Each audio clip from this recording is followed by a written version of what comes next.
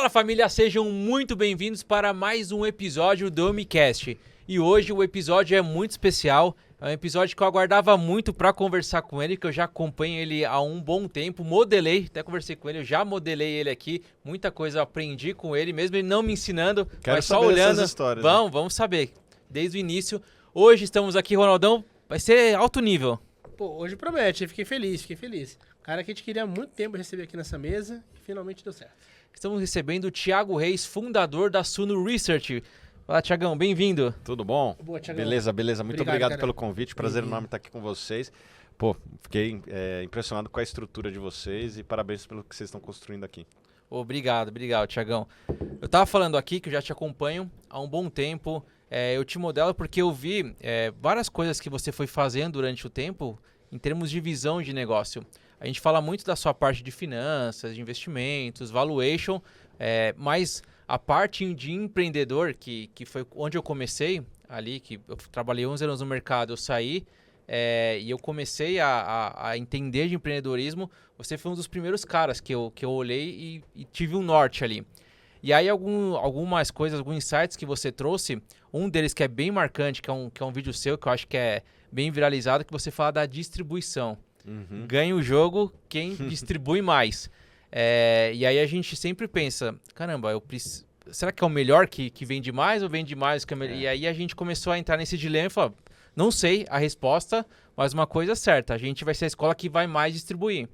Então hoje a gente é a escola que mais distribui, por conta até dos 160 mil alunos, bolsas de estudo, tudo que a gente criou de distribuição, muito baseado nesse insight seu. Uhum. Esse é um dos exemplos. A questão do SEO, e até o Álvaro comentou no Ironcast. Eu me marcaram, então era esse aí. Era esse. Esse de SEO também é outro algo bem diferenciado que você olhou lá atrás e, qualquer coisa que pesquisava era a Suno Research. Então, eu vou soltar aqui alguns outros exemplos, mas são dois marcantes ali que você trouxe que abriu a nossa mente e a gente utiliza até hoje. Então, agradecer. Imagina, obrigado. Eu dedico boa parte do meu tempo à estratégia, né? E, obviamente, que isso ajuda também a analisar a estratégia dos outros negócios que a gente está analisando. E assim, Verdade, isso daí, quando ele fala, todo mundo, porque aqui a gente tem um negócio bem aberto quanto ao compartilhamento de boas práticas. E, vê uma coisa, joga no grupo aqui, só vamos debater, vamos estudar isso aqui. Então você é um dos que, com certeza, aí mais dessa jornada nossa, nos deu os insights. E fala besteira também, né? A gente aprendeu bem isso também, tá? Tem que bater, bate pirâmide, bate em tudo, é isso aí, parei, traz a real. Eu parei, cara. Não, mas Mas imagina. Claro, devido à proporção, bater de frente e falar o que deve ser falado tem um preço. Mas, não é nada mas fácil. Mas tem a recompensa que é a tua consciência limpa, né? Você não vai... a tua parte você fez. Quando a gente fala assim, tava brincando agora há pouco, a gente fala, cara, certificação não garante vida de ninguém. O cara fala, mas vocês trabalham com certificação. Sim, mas não garante vida de ninguém. Uhum. Então, é estranho você falar isso. Que nem você fala, eu trabalho indicando... eu trabalho numa research, eu tenho uma casa que ela auxilia as pessoas e eu tô falando assim, que de repente isso aqui é uma coisa que eu poderia ganhar dinheiro se meu caráter fosse torto, né? Mas eu prefiro bater de frente e mostrar a verdade. Uhum. Muita gente se vende, né? Muita gente se corrompe, né? Exatamente. Não, você falou de garantia, não existe garantia de nada na vida. O que eu falo é que eu garanto que eu vou dar o meu melhor. É mais ou menos isso, assim. Quando... como um médico, né? O melhor esforço, né? Ou, sei lá, o Messi. Na hora que contrata o Messi, eu duvidaria que ele falaria, não, eu garanto que eu vou ganhar Champions League e tal.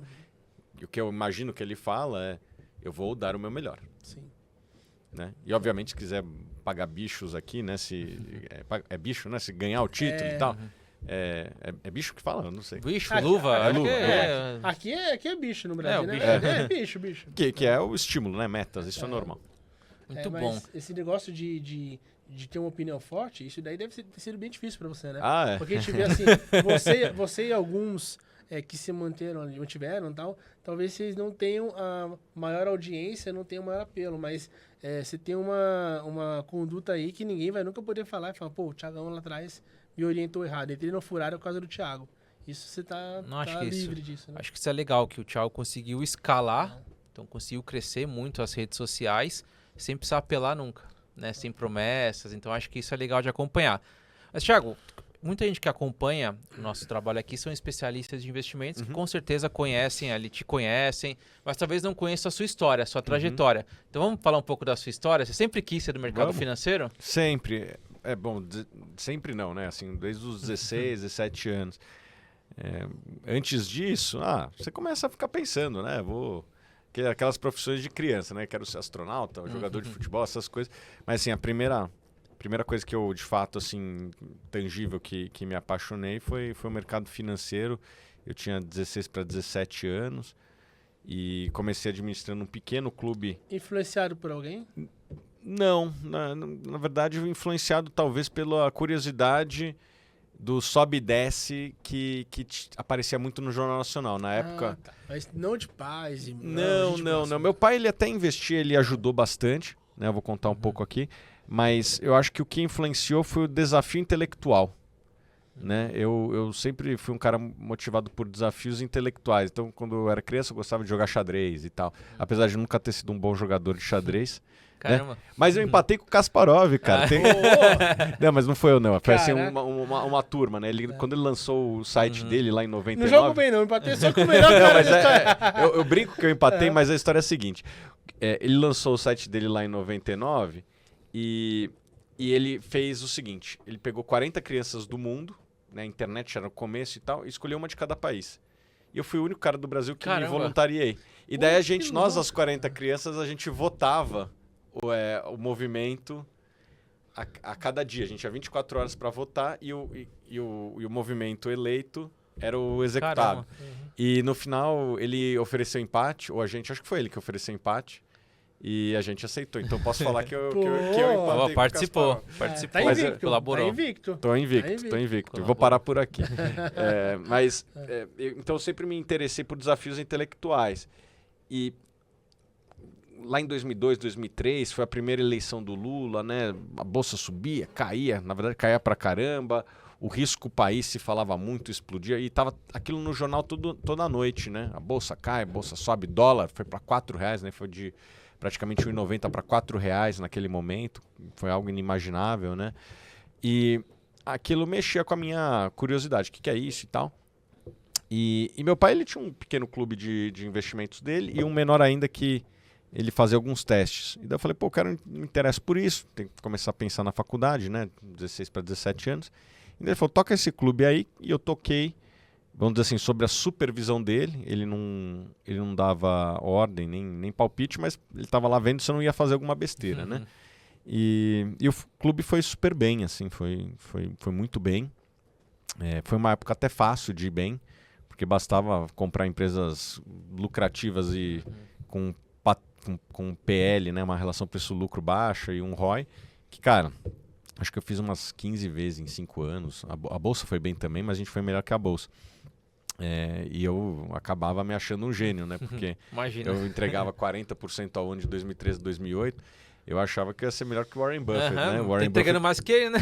E de fato a Bolsa do Brasil naquele momento foi muito bem, a gente foi melhor, mas a Bolsa do Brasil foi muito bem. E daí veio a crise de 2008 para ensinar um pouco de humildade para os jovens, né? Todo mundo, quando é jovem, começa a acertar, se acha mais do que deveria, e a crise de 2008, foi um negócio que... Qual foi a grande lição que você tirou daquele episódio? Primeiro que não dá para fazer 40% ao ano como eu achava que fazia.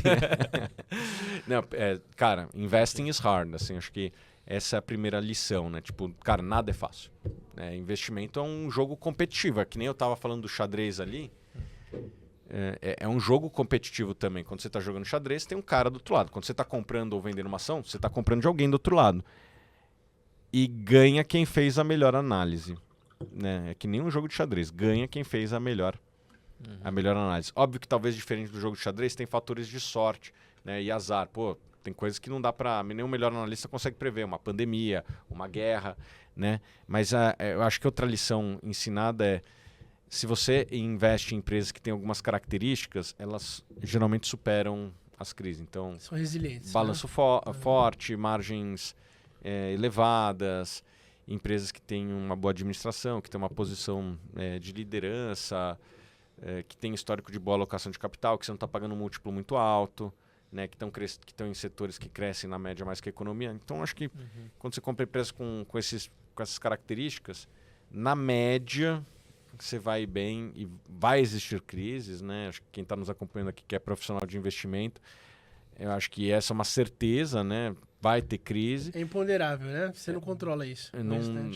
E pega as últimas 2, 3 crises, né? Uma foi a pandemia, outra foi guerra, né? Então são crises difíceis de ponderar, né? O Joesley Day, a Bolsa Brasileira caiu 10%, o dólar subiu 10%. Isso daí foi muito difícil de você prever, né? Como que você prevê que vai vazar um áudio de um empresário brasileiro? Só para dar um exemplo, né? Ou uma pandemia numa cidade na China que eu nunca vou falar. Essas coisas acontecem e o seu portfólio e as empresas que você investe tem que estar preparadas para o pior. Como que elas se preparam? Pô, são empresas com vantagem competitiva, são empresas que têm um balanço sólido, geralmente elas vão enfrentar a crise e às vezes até sair mais forte do outro lado. E como eram as empresas lá do Clube de Investimentos? Já estava assim? Não tinha muita já? Não, teve uma lá que foi bem mal, mas as outras elas se recuperaram. Boa. Na verdade, ali o clube tinha se transformado num fundo. Ah, tá. Né? Então eu fiquei 5 anos com o clube, depois transformei num fundo e junto com meu pai. Esse fundo ele superou o Ibovespa ali uns 10% ao ano. E lá em 2014 para 2015 eu vendi minha participação para os outros sócios que foram entrando. E aloquei meu capital em ações, fundos imobiliários e minha cabeça era, vamos dizer assim, de parar de trabalhar e viver dos dividendos. Só que eu não aguentei, em 3 meses eu já estava procurando alguma coisa para fazer e daí começa o embrião das ideias da Suno, assim, né? Eu como analista, eu analisava algumas empresas de internet como o Booking, Google e via que eram empresas que conseguiam crescer sem necessidade de capital. A internet cresce acima do PIB, mas naquela época crescia ainda mais e te permite ter uma distribuição, que a gente estava falando de distribuição global, 24 horas, né? E sem necessidade de investimento de lojas, CAPEX, né? Que nós chamamos aí no ambiente de investimento. Então, eu olhei o que tem de internet, porque as empresas de internet, quando são bem operadas, têm uma rentabilidade interessante. E investimentos. E daí encontrei uma empresa lá de fora, né, que se chama Morningstar, é uma empresa bastante conhecida, vale acho que, sei lá, 10 bilhões de dólares na bolsa. E eles tinham esse modelo de assinatura, né, em que o consumidor ele paga uma mensalidade e recebe acesso de alguns analistas muito bons. Eu falei, poxa, não tem ninguém fazendo esse modelo, pelo menos do jeito que a gente gosta no Brasil. E foi assim que nasce a Suno. Obviamente a gente foi criando outras verticais, né? A gente tem agora uma vertical de asset, uma vertical de advisor. Por enquanto vamos ficar por aqui, mas nada impede de que a gente faça outras coisas no futuro. Tchau, o que fez você empreender sabendo que provavelmente seus colegas todos na época pensavam, você é analista de um JP, vou pro exterior, vou trabalhar em Nova York. O que fez você ir pro lado de empreender, o lado sem glamour? Sair do lado do glamour aí dos analistas? Eu nunca tive essa vontade de trabalhar para terceiros. Eu, sei lá, nunca foi algo dentro de mim. Na época da faculdade, eu tive que fazer 6 meses de estágio obrigatório, né? Me formei aqui na GV, que é aqui perto. E lá tive que fazer, fiz um estágio na Link, né? Com algumas pessoas muito bacanas, né? O Andrés, que hoje está liderando a parte de investimento lá do Nubank. Foram ótimos professores. Mas, no dia que deu, acho que os 6 meses ali regulatórios, eu já estava meio fazendo corpo mole também. E daí ele falou, Thiago, eu falei, cara, vamos embora, vamos sair por aí mesmo, porque eu não quero ficar aqui numa instituição, vamos dizer assim, que eu não esteja empreendendo, entendeu? Então, eu não nasci para isso. Não estou dizendo que não... Perfil. Meu perfil não é de organização, esse lado meio político que existe nas empresas. Eu quero estar numa empresa que eu possa estar, vamos dizer assim, na liderança, errando, acertando, mas que eu responda pelos erros e acertos e não, sei lá, dentro de uma estrutura muito maior. Não tem nada de errado nisso. Vocês têm várias pessoas aqui, dos seus alunos, alguns que já estão, talvez até empreendendo, outros que vão seguir. Não tem nada de errado, é mais questão de perfil. Dizem que numa sociedade, geralmente 5 a 10% são pessoas assim, né? Que não perfil empreendedor. E qual foi o grande desafio, ou os grandes desafios desse começo da Suno? Eu vejo que, pelo menos assim, o tempo que eu te acompanho, que é muito por sinal, vejo sempre você muito bem rodeado de pessoas. Tem o Felipe, tem pessoas muito que te qualificam, né? E te puxam para cima. Qual que foi a importância dessas pessoas no começo da sua e os desafios que você teve ali para até fazer que ela ganhasse corpo e se estabelecesse como uma casa de referência? As pessoas que você citou são pessoas maravilhosas, estão com a gente desde os primeiros dias, o Baroni, o Felipe, e hoje a Suno tem 300 pessoas ali lá, né? Então é bastante gente. E pessoas é fundamental. Acho que assim, a gente nunca teve um grande desafio. O que a gente tem são desafios do dia a dia, né? Cada dia é um desafio diferente, né? Então, poxa, às vezes uma empresa que a gente recomendou, que soltou um resultado ruim. Sempre são esses pequenos desafios. Não diria que teve algum grande desafio gigante. O que teve foi não teve um escorpião, teve um enxame assim, de abelhas, de desafios. Vários pequenos desafios que quem está no dia a dia, vocês empreendem aqui, vocês sabem como é que é, né? Pô, uma peça-chave que sai, é um cliente que está reclamando demais, é o caixa da empresa, como é que faz aqui? Pô, a gente só vai recebendo no final do mês, mas tem que pagar uma despesa grande hoje. São essas coisinhas do dia a dia ali que... Teve um timing também que você acertou bastante. Acredito que não intencionalmente, mas teve um timing que a Suno nasceu em 2016. O nosso primeiro cliente pago foi no começo de 17, mas a gente começou no final de 16 ali a produzir alguns conteúdos gratuitos. Você pega ali um começo de um movimento que talvez do brasileiro estar um pouco mais preocupado com o dinheiro, o brasileiro está começando a entender que não era só de renda fixa que vivia o nosso Brasil. Ali estava também o ambiente político, né? Um pouco assim conturbado, que foi quando transição de Dilma para Temer. Já foi mais no Temer ali. Eu acho que a gente deu alguma sorte nesse aspecto, né? Quem está empreendendo às vezes pega azar, às vezes pega sorte, né? Nesse aspecto tivemos bastante sorte, né? Porque lá em 2014, 15, alguns governos estaduais, se não me engano, Rio de Janeiro, Minas Gerais, atrasaram as pensões dos seus funcionários, né?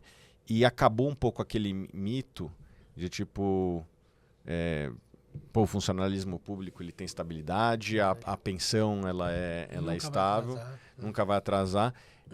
Isso aí fez acho que muita gente refletir sobre a importância de você construir uma aposentadoria. Então, a primeira coisa que aconteceu foi isso. A segunda foi essa transição do governo Dilma para o governo Temer, que é um governo que estava mais alinhado com pautas que os investidores valorizam bastante, como responsabilidade fiscal, controle de inflação, essas coisas, né? Então, na hora que o Temer entra, o Ibovespa já começa a subir, né?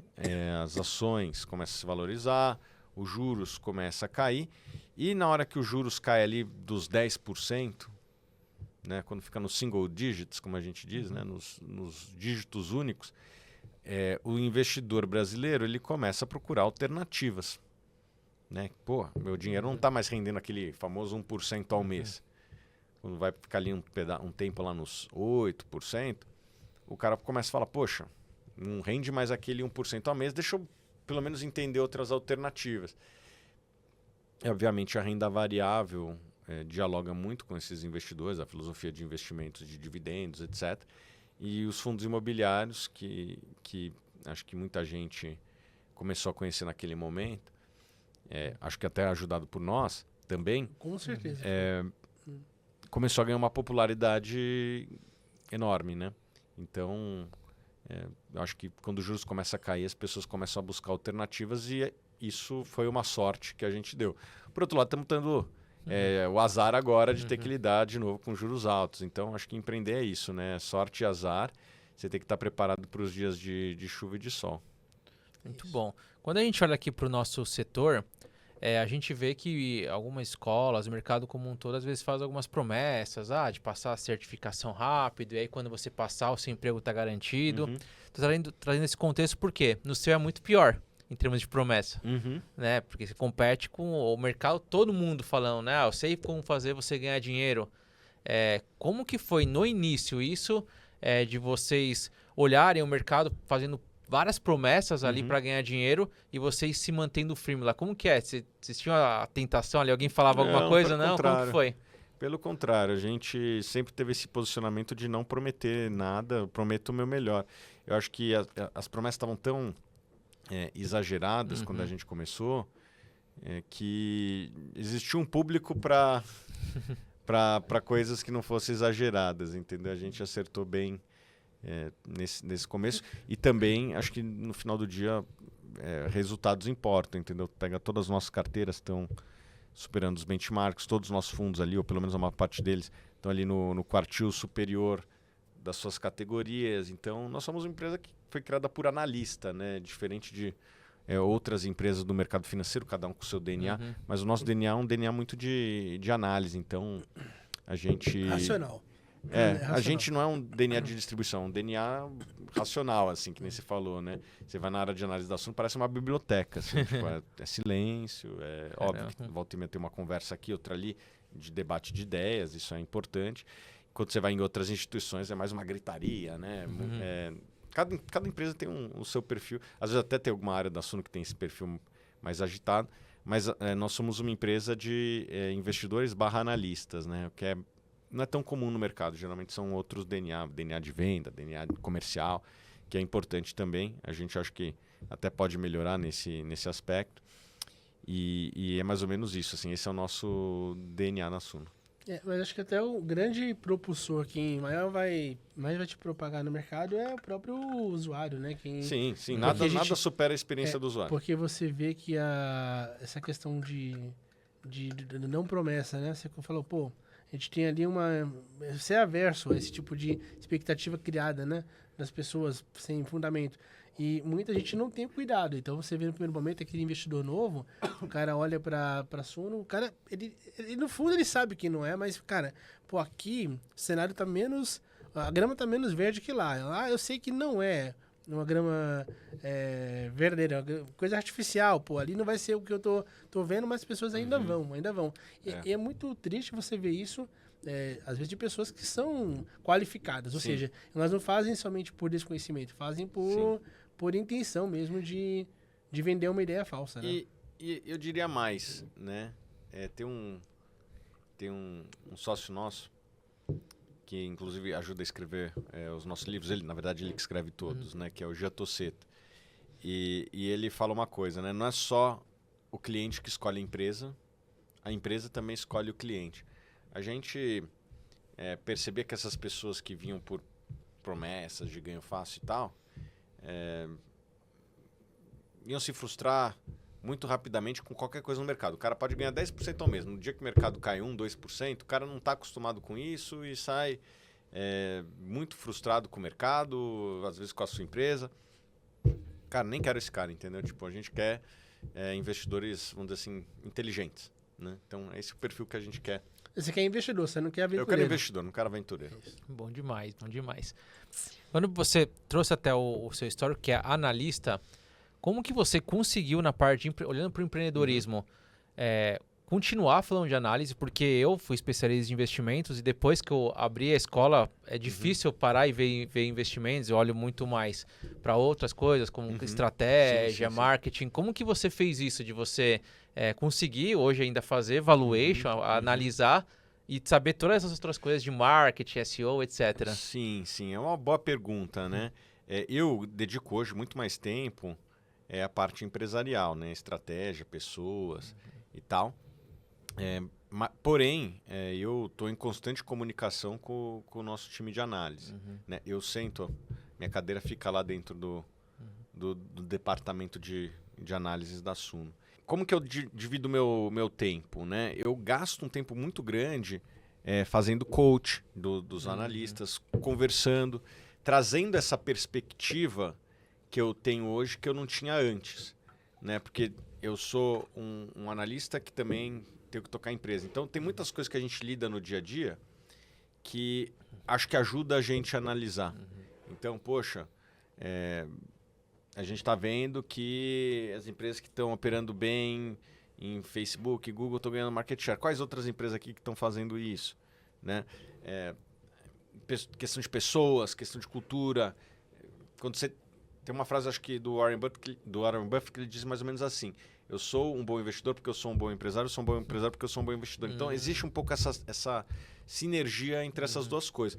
Hoje, eu não sou mais aquele cara que lê notas explicativas, apesar de adorar fazer isso. Não, eu realmente gosto. Mas eu não sou mais aquele analista que, vamos dizer assim, detalhista. Eu fico mais a 40 mil pés, certo, vamos dizer assim, e os meus analistas ali em terra. E, obviamente, eu fico falando, cara, eu já vi isso aqui, conversa com esse cara. Eu acho que, assim, às vezes eu consigo trazer um network que o cara ele ainda não construiu. Então, eu fico fazendo esse coach, fico fazendo perguntas que eu julgo estratégicas para o case, e o time de análise muito competentemente fica caçando essas informações, juntando, lendo as notas explicativas, conversando com fontes, acessando documentos, e acho que tem funcionado bem essa dinâmica, né? Você pega as nossas carteiras que têm superado os índices, o nosso fundo de ações está ali no quartil superior, né? Ele busca replicar as carteiras que a gente indica, então a gente só compra o que a gente indica depois de indicar. Então acho que a gente tem feito um bom trabalho analítico dessa forma. Assim, eu fico mais como aquele analista a 40 mil pés, mas orientando quem está ali embaixo. Cara, vai por aqui, vai por ali. Acho que tem funcionado bem. Muito bom. E a parte que veio depois da análise, foi a asset ou foi a consultoria que veio depois? Cara, eu fazia consultoria, acho que no segundo ou terceiro mês da Suno. Eu lancei lá um produto que era assim: sente comigo e vamos discutir aí sua carteira, né? E eu não sabia. Eu fazia isso no começo, acho que eu fiz durante uns 3 meses. Caramba. Depois eu parei. Depois a gente parou com isso, depois a gente, vamos dizer assim, montamos a área de maneira mais formal e organizada. Isso aí foi no começo da Suno, né? Você precisa trazer receita, inovação e tal. E, cara, foi legal, porque assim, eu me lembro que eu fui almoçar, a gente lançou o produto, né, 5 vagas, e era R$5 mil, 4 encontros. E daí a gente foi almoçar com um parceiro de mercado, e daí demos um refresh ali na hora do almoço, de repente, bufa, 5 vagas, 5 vagas vendidas, R$25 mil, né? Pô, quando você está começando. Pô! Pancada só. E daí eu falei, não, vou pagar o almoço aqui para todo mundo. E ali foi a primeira, vamos dizer assim, pernada de receita. Isso aí deu um fôlego para a gente, né? Continuar investindo. A gente nunca pagou dividendo, a gente sempre reaplicou na operação para continuar crescendo. Então o primeiro embrião foi a consultoria, e eu acho que daí eu fechei essa unidade, parei para focar em outras coisas, e depois voltamos de maneira mais organizada. E a asset acho que veio depois. Os nossos alunos, como eu comentei, são assessores, especialistas de investimentos. E com certeza eles estão olhando e vendo, caramba, pode ter uma oportunidade de consultor na Suno. O que você espera de um consultor na Suno? Primeiro, sempre pense no cliente em primeiro lugar, cara. Tipo, foca no cliente. Não é da boca para fora, tá nos nossos valores, né? Tipo, a gente nunca prometeu nada para ninguém, né? Como outras empresas do setor de research. Os produtos da nossa asset estão nos quartis superiores de performance das categorias que atuam. Então não é algo da boca para fora, é algo que está realmente na cultura da empresa. Não tem aqueles truques, entendeu? Não tem truque. Vamos fazer o que é certo, que a gente acredita que nada supera a experiência do usuário. Se o cara tiver uma experiência boa, ele vai trazer mais amigos, ele vai ficar mais tempo conosco, né? E a gente ganha no longo prazo e não no trimestre. Acho que o mercado financeiro em geral tem um viés muito de pensar no resultado do trimestre. A gente está pensando no resultado de anos e não do quarter. Então, em primeiro lugar, é isso. Segundo, tem que entender a cabeça dele para você fazer isso, né? Você tem que fazer algo que esteja, vamos dizer assim, aderente àquele perfil de risco. E para isso, só conversando, só entendendo, só tá com o dedo no pulso. Às vezes o cara fala uma coisa, mas na prática ali, na hora que der a primeira turbulência do mercado, o cara já dá uma tremida.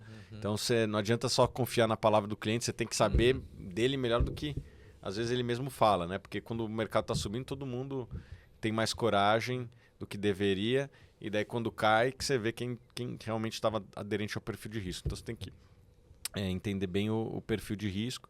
E outras coisas que são detalhes, né? Assim, ter um bom relatório.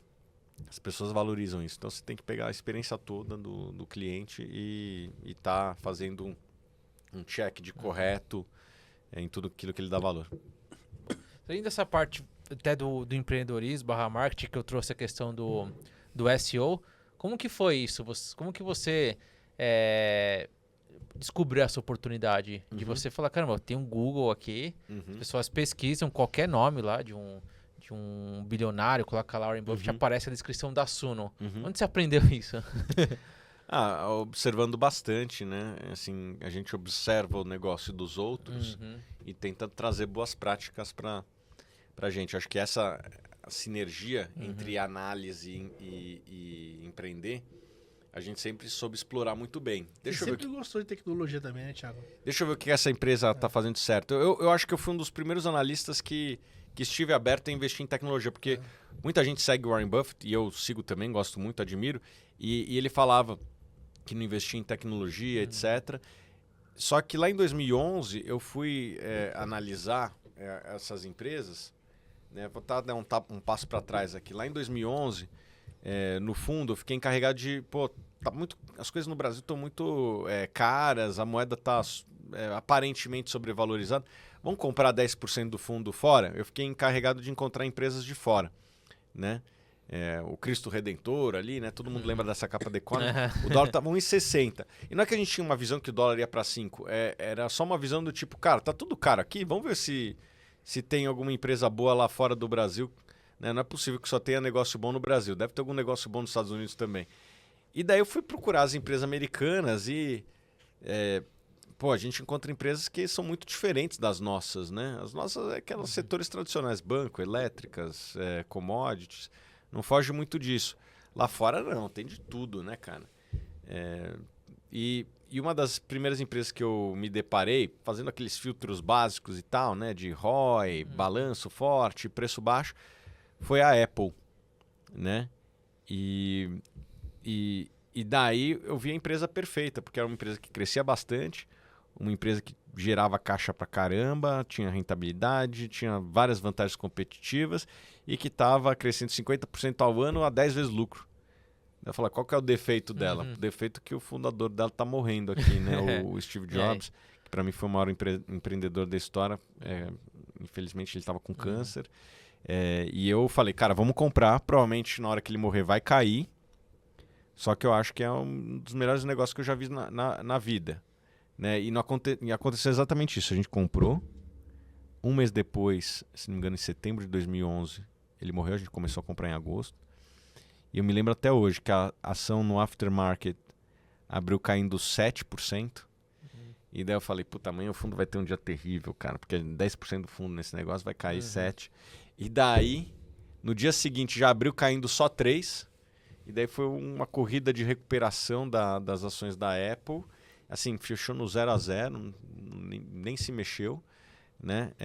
E de lá para cá o negócio subiu bastante lá em 2012 e foi um belo case. E aquilo me fez abrir o olho para a tecnologia. Eu falei, cara, eu acho que tem pouca gente fazendo uma análise entre os análises de mercado. O pessoal é muito competente em analisar banco, essas coisas mais tradicionais. Mas essa parte tem pouca gente olhando. Tem empresas muito boas que conseguem alinhar crescimento com rentabilidade no preço bom.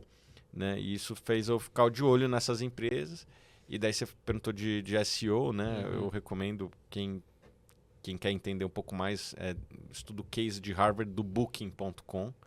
É uma baita empresa. Para mim, talvez a empresa mais bem administrada que eu já vi. Uma empresa que consegue ter uma margem EBITDA. É que os últimos anos foram um pouquinho bagunçados por conta do Covid, então... Mas que sofreu. Mas foi a que menos sofreu do segmento, né? Enquanto a Expedia estava no prejuízo lá, eles estavam no positivo. E é uma empresa que soube trabalhar muito bem essa distribuição digital, né? Eles ranqueiam muito bem no Google, tem um aplicativo, um site que é muito intuitivo, funciona, você compra, a experiência é muito boa. Então foi uma das empresas entre as tantas que sempre nos inspirou, né? Então eu acho que é isso, a gente sempre fez muito bem, né? Pô, qual empresa está fazendo um bom trabalho, o que ela está fazendo de bom trabalho, e vão tentar copiar aqui, obviamente adaptando para o nosso segmento e ao nosso país. Legal. Como eu falei lá no início, até a gente entrando ali, falei que eu admiro você pelo empreendedorismo, porque cada vez que eu vou lembrando aqui da história, eu vou lembrando de uma coisa que você fez ali, que você implementou. Outra coisa legal que tem pra gente falar também, não sei qual foi a ideia de você fazer isso, mas que deu muito certo, a Suno Notícias.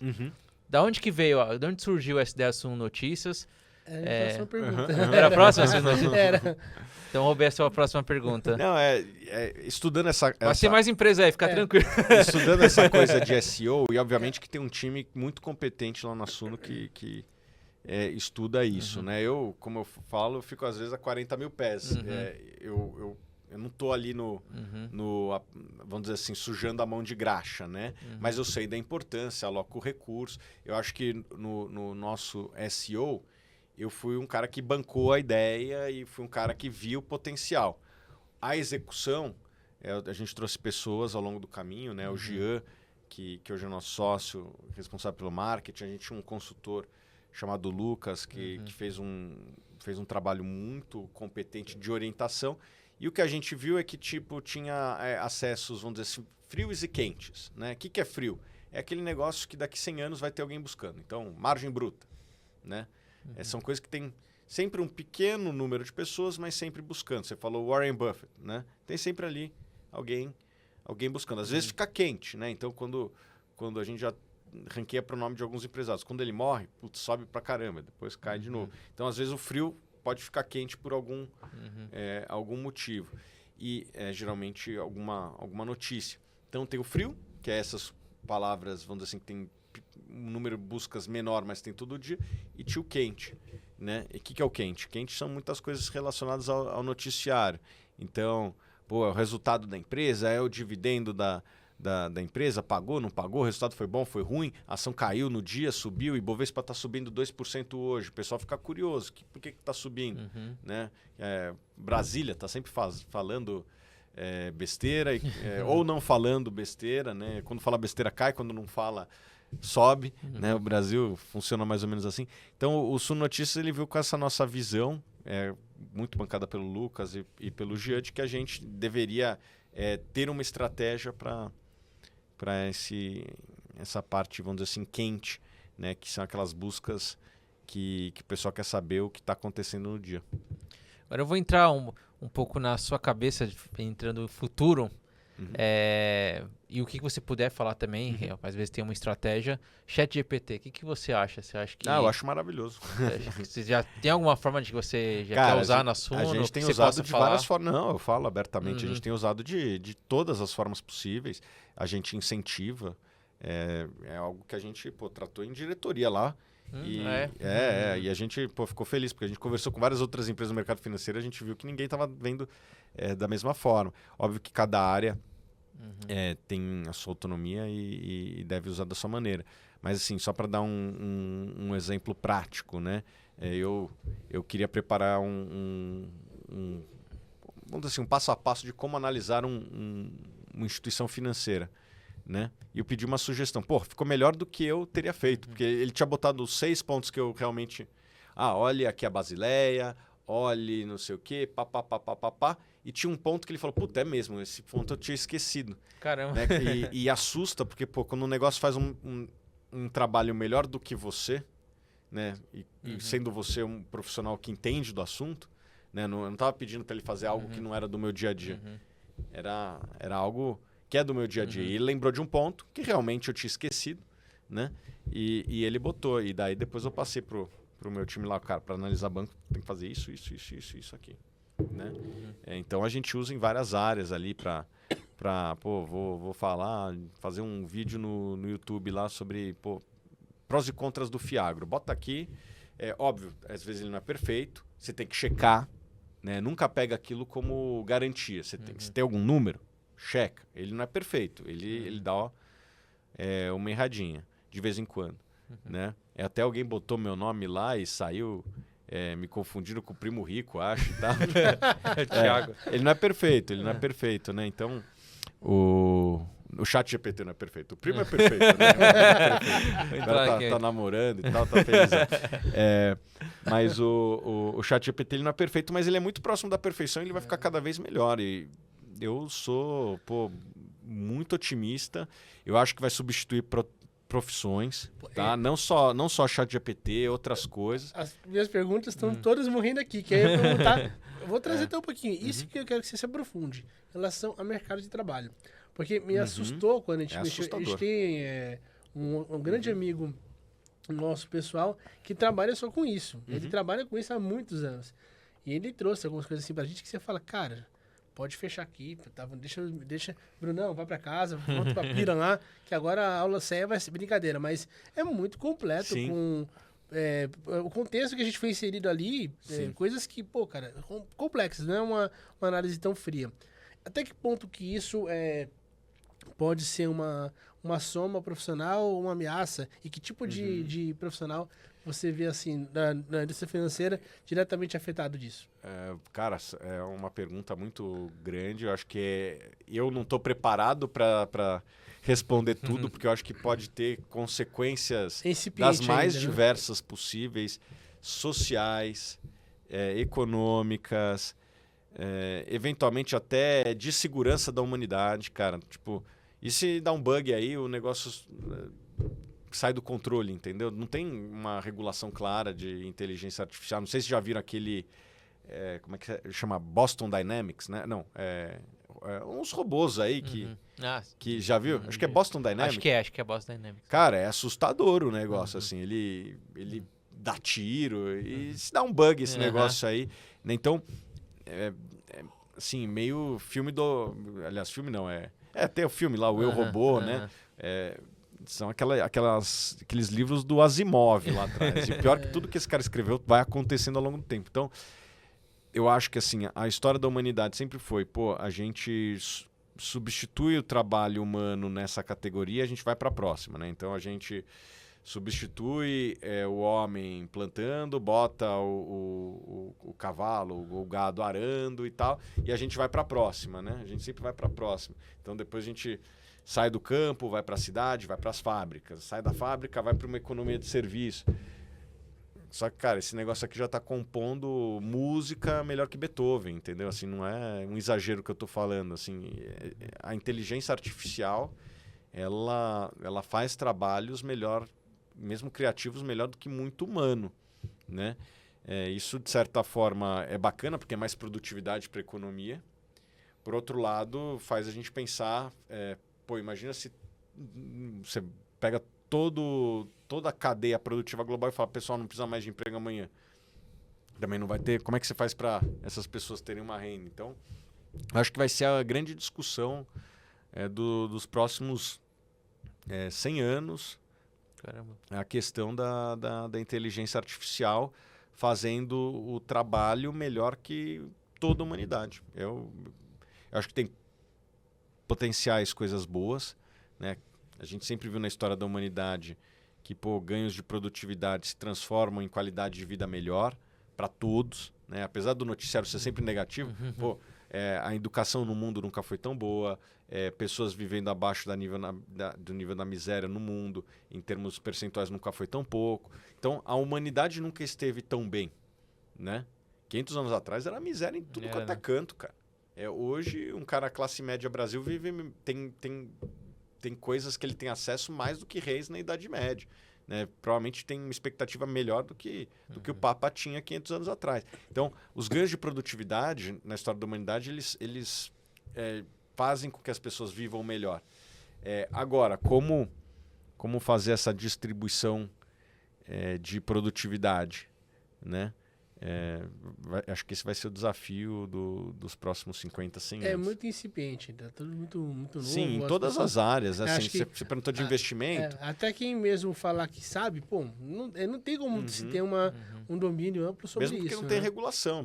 Não dá para, por exemplo, só para na área de investimentos, posso estar falando besteira, mas até onde eu sei, não dá para o chat GPT virar um escritório de agente autônomo ou sei lá, um profissional. Você não pode virar o ChatGPT. Prepara para mim uma carteira aqui, eu sou um jovem de 25 anos. Vai preparar melhor que muito profissional, com eu certeza. acho que ele vai preparar, mas eu não sei se ele pode, entendeu? Tipo... Não, eu tô brincando. Ele vai tirar o CNP, o CNP ele passa. Não, provavelmente ele passa. A questão não sei se ele mesmo passando, se ele pode. Não pode, não a tem gente como, vive né? num mundo regulado aí. Isso é brincadeira, mas tipo, de certa maneira, acho que coloca um holofote sobre assim, pô, quem hoje é qualificado, tá usando o ChatGPT e outras tecnologias pro seu crescimento. Sim. Só que você falou, inclusive, né? Pro crescimento. Vocês já estão olhando para isso, para Como a crescer. gente vê que quem estiver realmente estagnado falando de profissão, carreira, Tá com medo. vai ser engolido, né? com medo. Ou você é amigo ou você é inimigo. Não vai passar da inércia, né?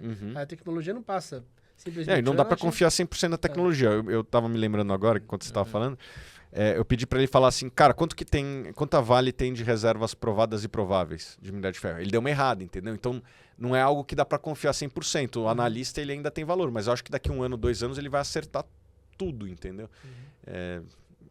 Vai ser muito curioso viver tudo isso. Eu tô bem empolgado.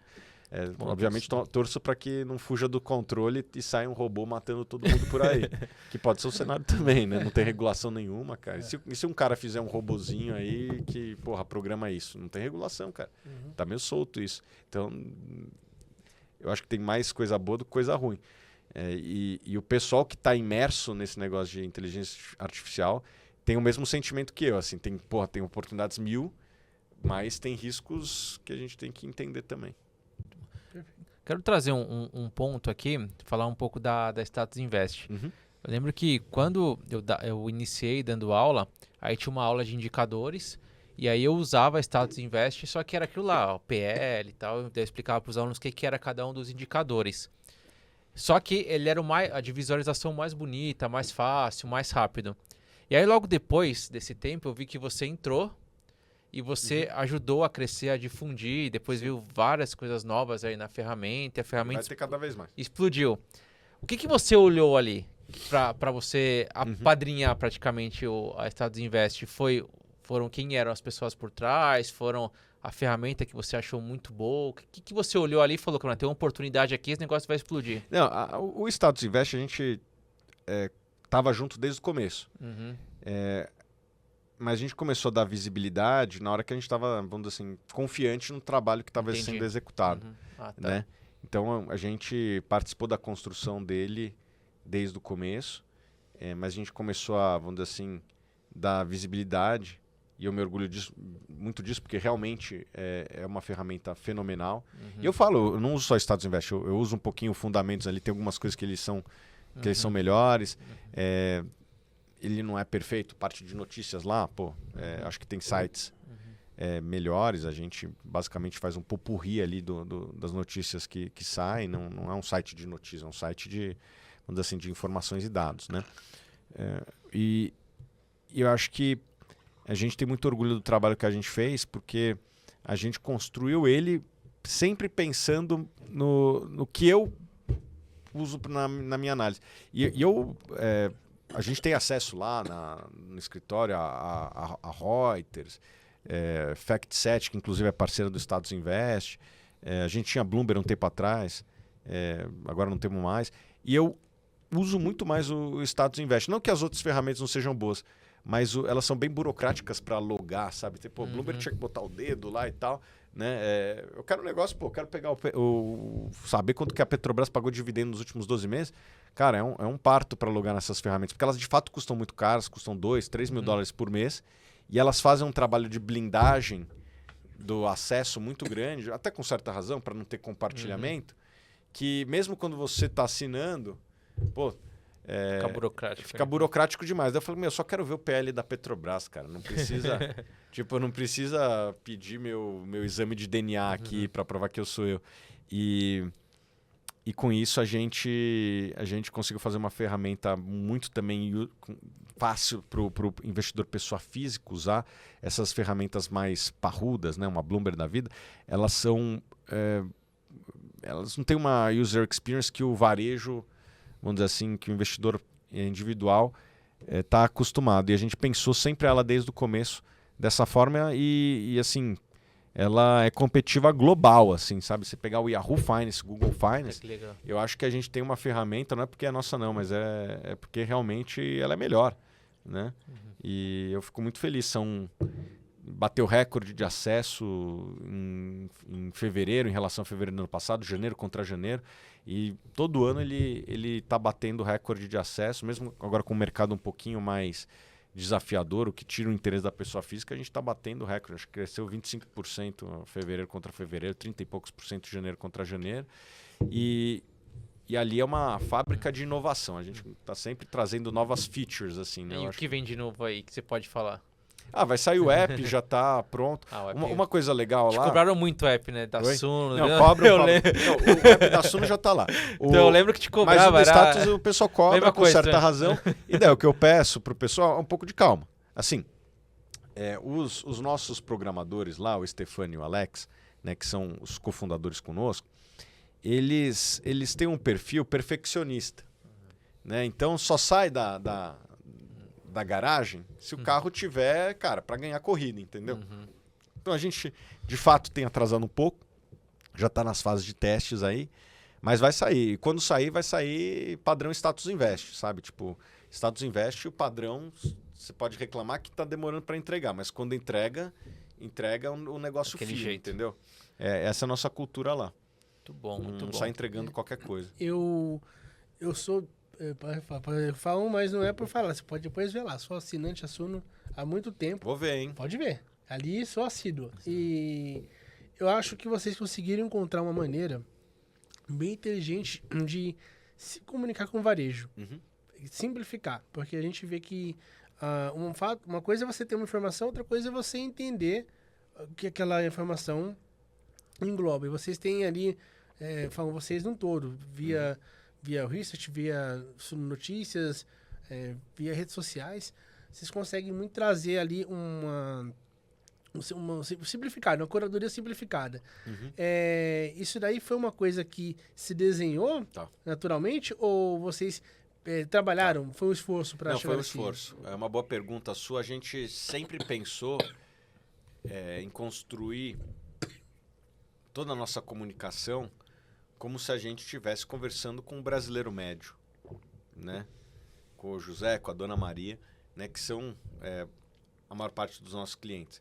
E se a gente começa a usar muito termo de mercado, acho que afasta, ele não entende e ele fica até com medo. Então não adianta você falar EBITDA margin, né? O free cash flow. Você tem que usar termos em português. Essa sempre foi a nossa cultura, sabe? Tipo, cara, na hora que for conversar com a pessoa, evite usar termos em inglês, converse em português, né? Eu sei que no mercado financeiro o pessoal gosta de falar inglês, até para mostrar uma certa sofisticação e compreensão e tal. Só que, cara, eu acho que não precisa disso, né? Vamos fazer o simples, vamos fazer o básico. Óbvio, quando não tiver nenhuma outra alternativa, vou te dar um exemplo. Dividend yield, não tem tradução para o português. Então vai de dividend yield mesmo. E acho que hoje o yield, quem é investidor, já entendeu o que é. Né? Então já se popularizou bastante. Mas essa sempre foi uma preocupação nossa, né? Falar a linguagem que a pessoa física brasileira média aí possa entender, e não somente o pessoal da Faria Lima. Eu vou te trazer um episódio. Acho que, não lembro se minha esposa, ela trabalha aqui, ela não está aqui hoje, mas ela trabalha aqui, se ela estava no dia. Mas tem um episódio bem curioso que eu trabalhei durante minha vida, moro e trabalhei boa parte da vida em Santana, Vila Guilherme, e tem um restaurante bem pequeno, fechou na pandemia, mas bem pequeno, que eu sempre almocei ali em Santana, e, cara, perto da agência, muito prático. E a dona, uma japonesa, Keiko, conheci há 10 anos já, agora eu não tenho mais notícia dela, mas em 2021, quando a pandemia deu uma leve abaixadinha ali, que flexibilizou, eu fui almoçar um dia, vamos lá, matar a saudade dela, conversei com ela, ela tirou um pouquinho de tempo ali, sentou, e ela, desde sempre, ela investe o dinheiro dela, é uma investidora varejo, ela e a irmã dela, que tem um restaurante, mas enfim, ela é curiosa. E ela falava coisas na época, 10 anos atrás, que eu falava, muita gente de banco não sabe que é o fundo verde. As pessoas não sabem que é o Márcio Appel, o que é o Stuber. Ela sabia e ela era uma investidora do varejo. E nessa visita que a gente fez em 2021, ela sentou um pouquinho lá, sempre me perguntava algumas coisas, falava, o que eu puder falar, tô bem enferrujado, agora minha vida é outra. Consumo, leio, mas é outra. E ela via as coisas com a Suno. Então, olha como que é legal que você não tem ideia do quanto que você pode contribuir. Porque é uma senhora com 80 anos, que não tem um patrimônio gigantesco, mas o que ela tem ali, ela quer investir bem, e ela não contava com o banco, ela ia mesmo na raça, aprendendo, perguntando. As perguntas dela eu achava muito interessantes, assim, ela perguntando coisas que fala, pô, muita gente de banco, um varejo, infelizmente, não sabe responder, e ela demonstrando como que, assim, a educação hoje provida por Suno e por outras casas também, ela está transformando completamente, né, a relação do brasileiro com o dinheiro. Com certeza, eu acho que a internet permitiu isso, né? Que as pessoas, antes elas dependiam das agências para obter conhecimento. Mas não só agência. Você queria aprender alguma coisa, você tinha que ir na biblioteca da cidade, ir na faculdade, aprender. Né? Você teve essa descentralização em que qualquer pessoa com um celular consegue buscar alguma informação. Se eu quiser aprender a fritar um ovo, coisa que eu não sei fazer, né? Eu vou na internet e certamente eu vou descobrir. Não, tô brincando. Fritar ovo... eu sei fazer ovo mexido, fritar não sei.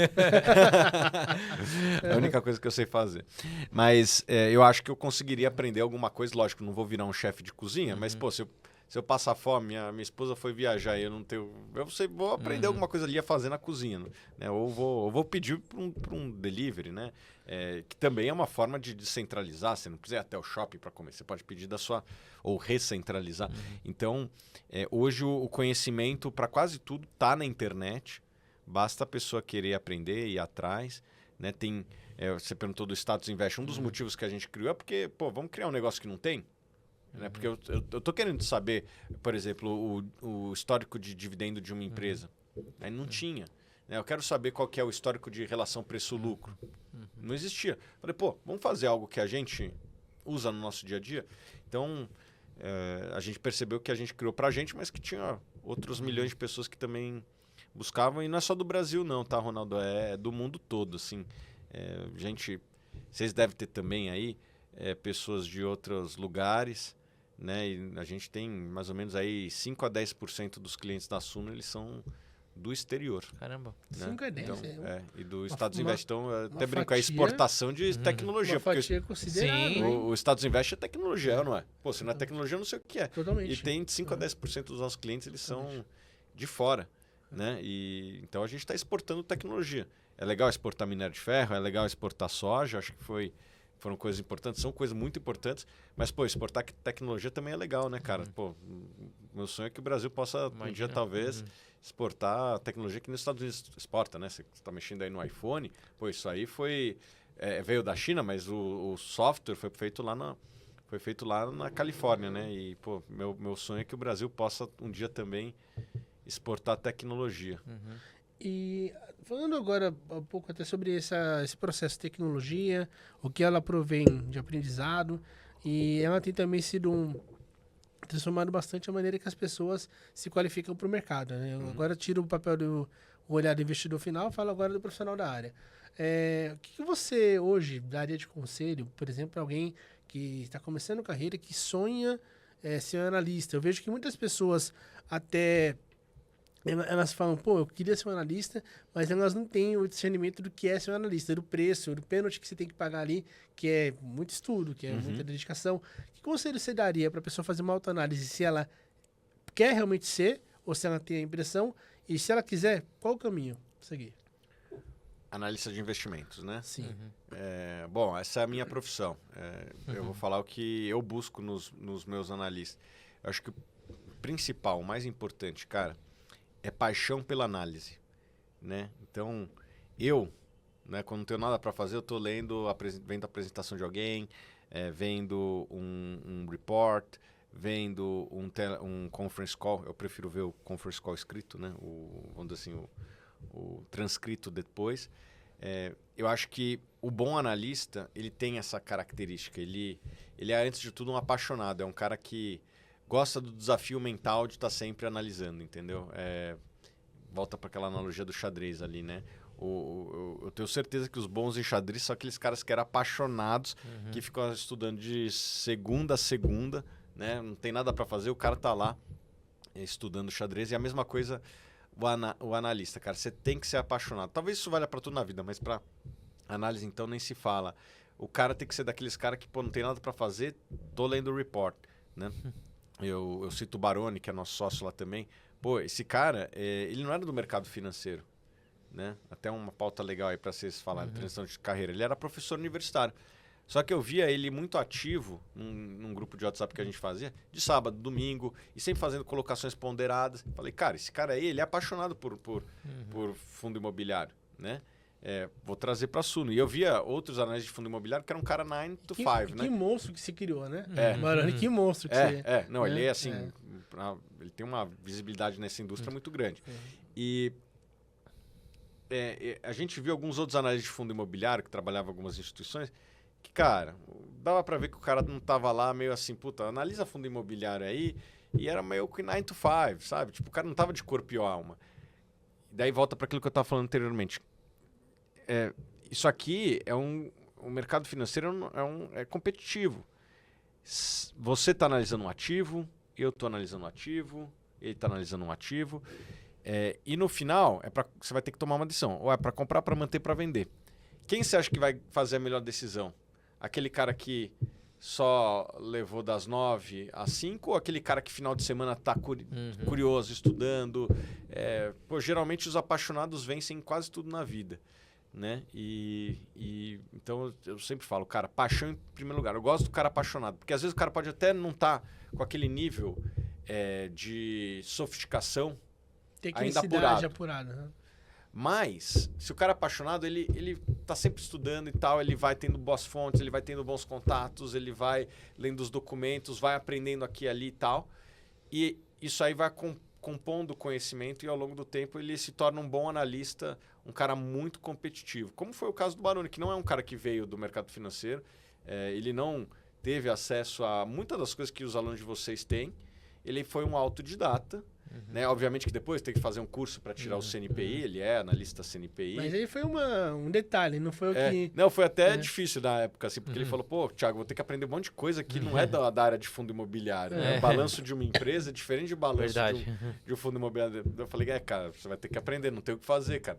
Quer ser analista, tem que tirar esse negócio, tem que aprender um monte de coisa que tem mais a ver com empresa do que com fundo contabilidade, né? Fundo, nossa. Você é CNPI também, Thiago? Eu sou. Aliás, refiz aqui, cara. E fui sem estudar, quase que bomba ali, foi por pouco. Sem estudar é difícil, porque tem muita regrinha, né? Tem que ficar lembrando, Nossa, e assim, depreciação. E assim, até falei com o pessoal da PMEC, falei, pessoal, eu acho que essa prova ela não avalia o analista, ela avalia algumas coisas de lavagem de dinheiro, sei lá, algumas coisas que não tá no dia a dia do analista. Foge do escopo, né? Foge do escopo do analista. Vocês estão filtrando, vocês querem formar analista, mas estão pegando questões que não tem nada a ver com o dia a dia do analista. Mas, enfim, eu respeito muito o trabalho deles, eu acho que eles ouvem e ponderam as coisas ao longo do tempo, eles são muito... do diálogo, mas eu acho que muitas vezes as provas, vocês sabem muito bem, não cria necessariamente um bom profissional. Não cria. Né? Eu brinco que a prova, vou falar aqui, né? A prova da PMEC serve para você passar na... como é que é? A prova da PMEC avalia se você sabe passar na prova da PMEC. Né? Ela não avalia se você vai ser um bom analista. Eu acho que isso vai para tudo na vida. Isso vai para Ancor, Ambima... Tiagão, olhando para análise ali, como que você separa o que o assinante quer versus o que ele precisa? Como que separa? Porque ele quer que você fale sobre isso, mas falar disso é ruim, como que é? Eu acho que assim, o trabalho do analista é fazer a análise correta, mesmo que ela seja impopular. Né? Então, eu vou dar exemplos aqui. No auge de 2021, aqueles IPOs e tal, todo mundo queria entrar em IPO, tinha IPO que abria com 20 de alta. Falei, cara, a gente não tem que ser popular, a gente fez um filtro muito apurado e a gente deve ter analisado quase que todas as empresas, ou quase todas as empresas que fizeram IPO, e a gente deu negativo para 90%. Só 10% que a gente deu. E por sorte, acho que sorte não, mas sei lá, coisa da vida, os 10% que a gente deu ok estão entre os poucos ali que estão positivos, né? As empresas que a gente recomendou estão entre as melhores performances desde do IPO. Então, o analista ele não pode... tem que ser que nem o técnico de futebol, a torcida, cara, fica gritando lá, o cara tem que fazer... botar o jogador, não que a torcida está pedindo, mas o que é melhor para aquele momento, né?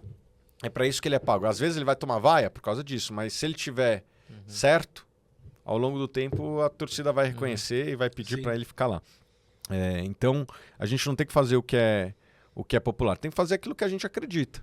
Às vezes a gente pode até errar, mas tem que fazer aquilo que a gente acredita, né? Então, vou dar exemplo. E às vezes a gente abre mão de receita, né? Então, vou dar um exemplo prático aqui. Pô, Bitcoin, criptomoeda tava mó na modona ali um tempo atrás. Só falava disso. E aí, assim, eu já ouvi os argumentos do pessoal que é a favor e tal, respeito, mas a gente não acredita que não faz sentido. Com todo respeito, mas não fazia sentido indicar. E o que a gente viu foram outros que viram uma oportunidade de mercado. Falei, olha só, tem uma demanda aqui para criptomoeda, e eu acho que se a gente tivesse entrado e vendido o relatório de cripto e tal, provavelmente a gente ia faturar alguns milhões. Mas, cara, não é aquilo que a gente acredita, não é aquilo que a gente acha que faz sentido. Abrimos mão de dinheiro por conta disso, né? E se você for ver, essas empresas, elas abriram quando o Bitcoin estava ali a $60 mil, né? Então, quem comprou de lá para cá, se deu mal. Pode ser que depois recupere? Pode ser. O tempo vai dizer. Mas, assim, o timing que algumas outras empresas lançaram seus relatórios de cripto era porque tinha demanda. Não posso fazer algo porque tem demanda. Eu tenho que fazer aquilo que eu acredito, né? Por exemplo, nesse momento, eu acredito muito em renda variável no Brasil. Tá muito barato as coisas. É impopular pra caramba, se você falar. Né? Outra coisa, olha só para dar exemplo, falando de single names. Cara, a gente nunca foi muito favorável a investir em estatais. Tudo mais constante, a gente sempre preferiu empresas privadas. Só que chegou um momento lá no final de 2021 que Banco do Brasil e Petrobras estavam em múltiplos tão baratos que a gente indicou. Pô, um monte de gente falando, pô, Thiago, você não tá vendo que tem eleição, né? Sério, né? Tipo, nossa, não tinha visto. Obrigado. E por incrível que pareça, de lá para cá, os melhores investimentos do mundo foram as estatais brasileiras. Cara, a gente tomou, vamos dizer assim, muito hate. Muito, né? Porque, pô, Thiago, você é um cara que nunca investiu em estatal, agora tá indicando bem num ano, à vista de um ano eleitoral, se vendeu, deve ter falado muita... Não, isso não. Acho que a ética nunca foi criticada. Foi criticada mais a capacidade analítica. Entendi. E eu falei, cara, tá no preço.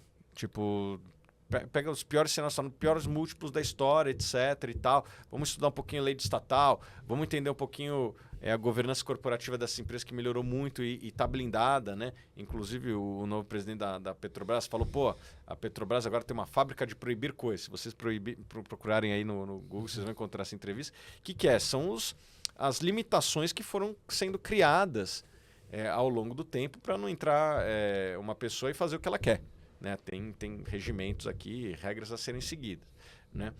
A gente estudou isso aí, né? E o que a gente viu é que, pelo menos até agora, muitas coisas têm sido seguidas. E de lá para cá, acredito ou não, mas as estatais brasileiras foram um dos melhores investimentos do mundo, né? Porque o Banco do Brasil deve ter subido uns 30% no passado, o Petrobras 60%, tá bem esse ano também. Então, eu acho que o analista ele não pode ser populista, entendeu?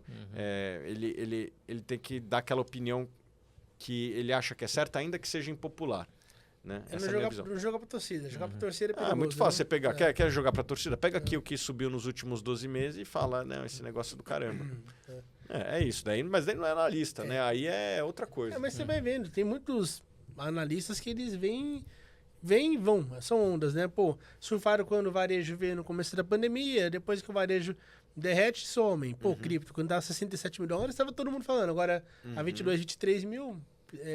as pessoas somem, porque elas são pessoas de opiniões ali no hype. Né?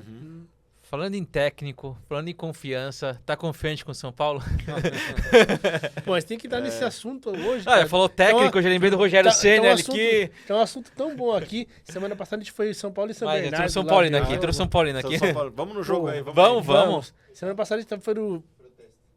Corintiano. A gente foi no jogo lá, São Paulo e São Bernardo. Eu vou até sair daqui da sala. A gente indo pra lá, eu falei, vai ser 7-2 São Paulo. Cara, placar hoje, pô, tarde bonita e tal. Eu falei, voltei pra casa e ele falou, você é muito inocente mesmo, né? Thiagão, fala do São Paulo aí que eu não quero ouvir isso. Tá confiante? Cara, eu acompanhava muito São Paulo, sou como bom São Paulino, acompanho só quando tá bem, cara. E eu confesso que tenho acompanhado muito pouco, cara. Faz 10 anos. Até mais, né? Eu ia em estádio lá naquela fase boa, né? São Paulo campeão da Libertadores, o Rogério era goleiro, né? Tinha um timão. Mal acostumou a gente, mal acostumou. 2005 a 2008 foi... Exatamente, ganhei Libertadores, 3 brasileiros, eu acompanhava em estádio. De lá pra cá, eu acho que, porra, também outras coisas da vida, né? Agora tem família, minha mulher não gosta de futebol, cara, puta, eu vou ter que ir escondido, porque ela Sério? acha, ela fala, é brega.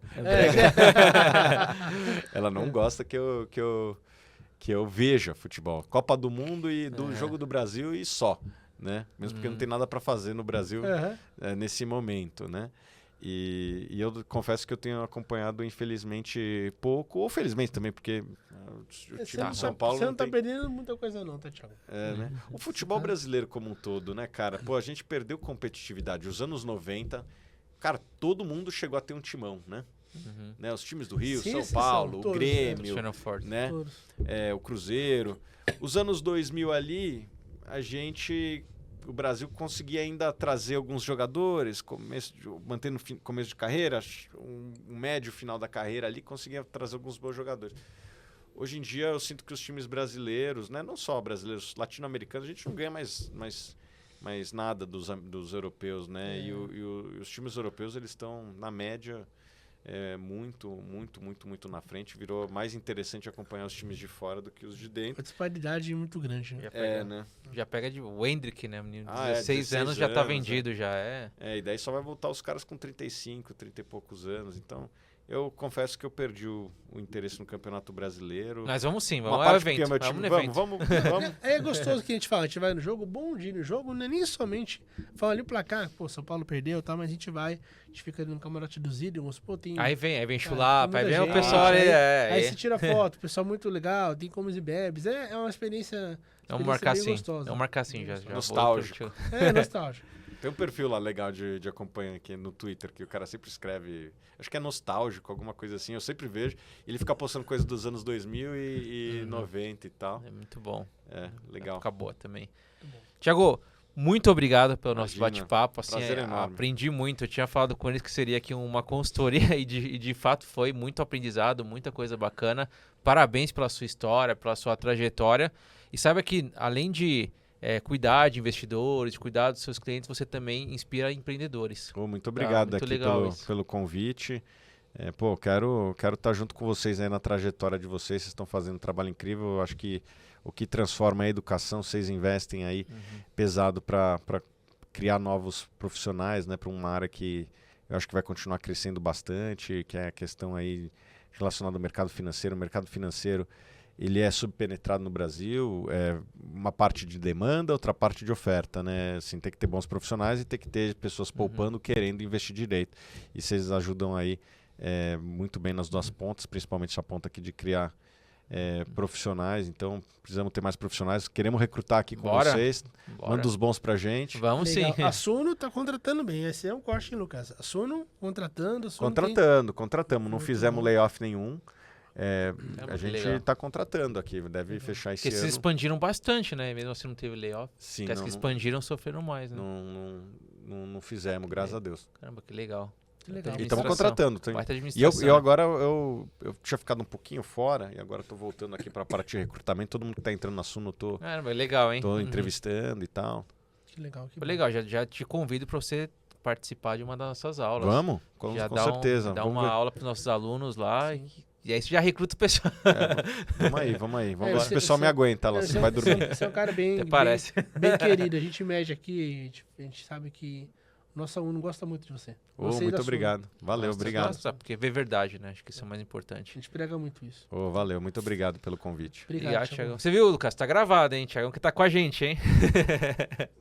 Tudo gravado. Obrigado, viu, Thiago? Não muito da ideia do jogo, mas vamos lá, né? Vamos sofrer um pouquinho. Vai ter agora aí, não vai ter um eliminatório aí? Vai começar vai ter a quartas, a gente vai jogar no Allianz. É? Vai ser no Allianz, quarta-feira. Esse é o problema, entendeu? E aí tem os outros. Aí se passar é Corinthians, provavelmente. Aí, se for contra o Corinthians, se for no Morumbi, a gente podia marcar de ir lá. E é bom que é super restrito. O camarote lá você não fica exposto a muita bagunça. Tem quem gosta, mas acho que a gente tá mais conservador. Vamos nesse aí. Bom. Sem camisa do clube, porque se for Corinthians, o pessoal às vezes briga, né? A torcida não. Quero estar longe disso aí. Imagina, por causa de time não dá. Tá doido. Obrigado, Thiagão. Tamo junto, viu? Valeu, pessoal. Vamos ter mais. Obrigado, pessoal. Valeu, gente. Obrigado, pessoal, por mais um episódio do Domicast. Tamo junto. Tchau, tchau.